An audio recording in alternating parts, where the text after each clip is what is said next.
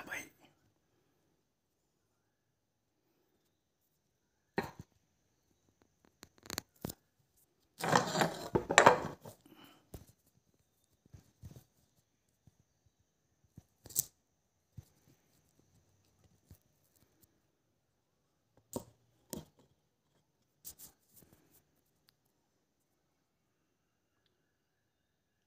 हरे कृष्णा।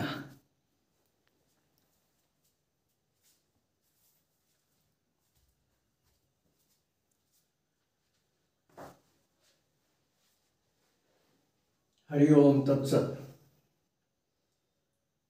आओ प्रिय आत्मन, कुछ सत्संग चर्चा करें।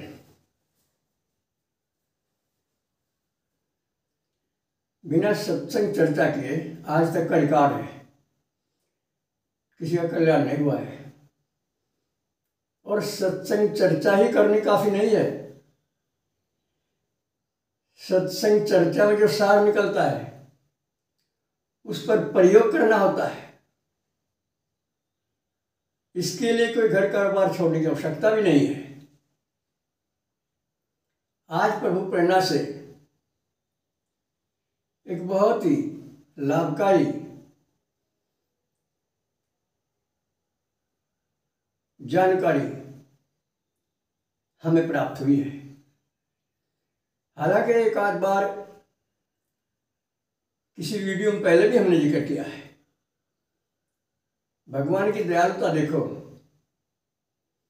अकारण दया करने का इनका स्वभाव सदा से है और इन्हें अच्युत कहा जाता है। अच्युत उसे कहते हैं जो अपने स्तर से कभी नहीं खिसकता। हम और आप तो पता नहीं कितनी बार खिसकते हैं अपने स्तर से। कई बार हम मानवता की धज्जियां उड़ा देते हैं, इंसानियत की। पता नहीं कितनी बार झूठ बोल जाते हैं। और श्रीमद् भगवद गीता के 16वें अध्याय में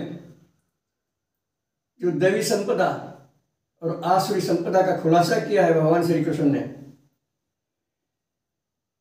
उस आसुरी संपदा को हम कितनी मात्रा में वहन करते रहते हैं, ये जानकर दुख भी होता है।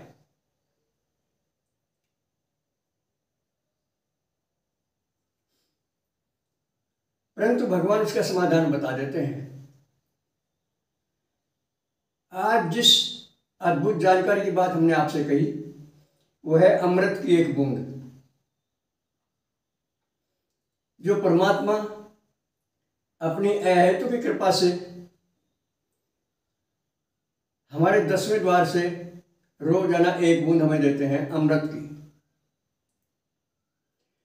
जिस दिन हमने उस अमृत की बूंद को पी लिया उसी दिन कल्याण हो जाएगा। ये जो प्रारंभिक साधनाएं हैं, भक्ति है, पूजा पाठ है, ये आवश्यक है शुरू में, इनका निषेध नहीं है।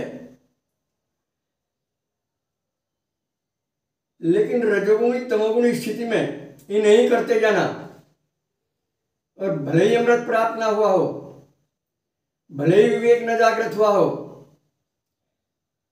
भले ही शरीर और संसार के भोगों से मन न हटा हो, और हमारी साधनाएं पूजा पाठ चलती रहती हैं, हम लोग गुरु धारण भी किए रहते हैं। कई बार हम महावीर हनुमान जी को गुरु मान लेते हैं, भगवान शंकर को गुरु मान लेते हैं, भगवान कृष्ण को गुरु मान लेते हैं, माँ जगदम्बा को गुरु मान लेते हैं, लेकिन फिर भी रह जाते हैं वहीं। ज्ञान की आंख नहीं खुलती, विवेक नहीं जागता, और ज्ञान को वाणी का विषय बना लेते हैं। तो ये कुछ विडंबनाएं हैं,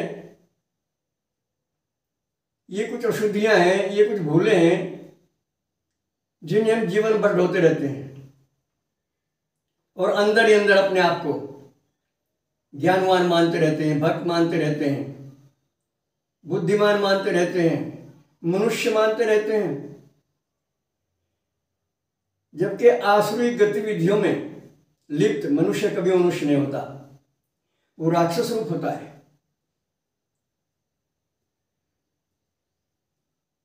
और कुछ भाई लोग अपने को पुरुष मानते हैं, कुछ बहन बिटिया अपने को स्त्री मानती हैं और इसी में उलझ के रह जाए। पुरुष तो केवल एक ही है, भगवान श्री कृष्ण, बाकी सबका गोपी रूप है।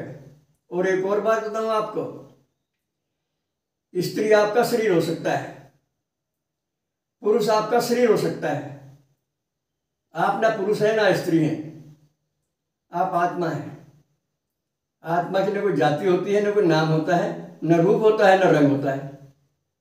पता नहीं कितनी बार सुन लिया होगा, पढ़ भी लिया होगा, लेकिन स्थिति नहीं होती जब तक उसमें, तब तक आसुरी गतिविधियां